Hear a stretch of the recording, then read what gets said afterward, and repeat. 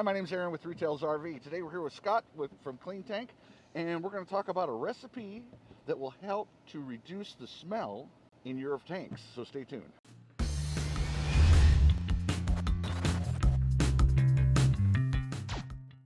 This is Clean Tank's RV holding tank solution. This is a recipe that we recommend you make up yourself.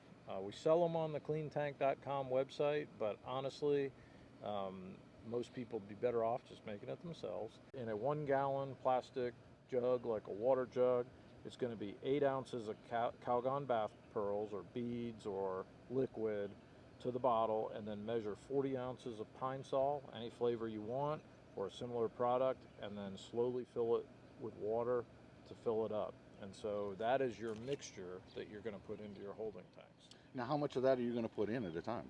So the amount you're going to put into your tank is about 4 ounces of this mixture for a tank that's less than 45 gallons. And if it's more than 45 gallons, probably should put 8 ounces in. The exact amount isn't critical. It's really just, get enough in there that what happens is the pine sol serves as a disinfectant, keeps the mold and the mildew down, keeps the smells down. And then the Calgon bath pearls, just like if you imagine why it's popular for baths is it makes you feel soft and it lubricates the skin.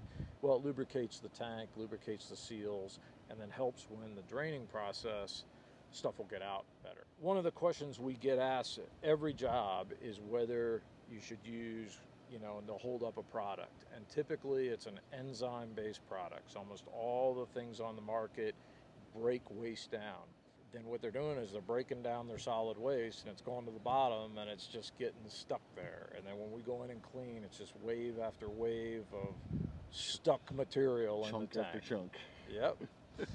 Yeah, so this is, again, a formula you can just make yourself.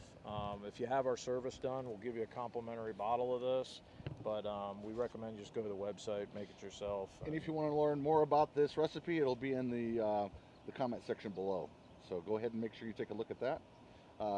Thanks again, Scott. Yeah, thank you for having me, Aaron. Appreciate it. And away we go. I had to do it all myself. I don't ever slow up, no I don't take shit. I got no love for the fakeness. If you wanna play tough and wanna hate this, I'll always show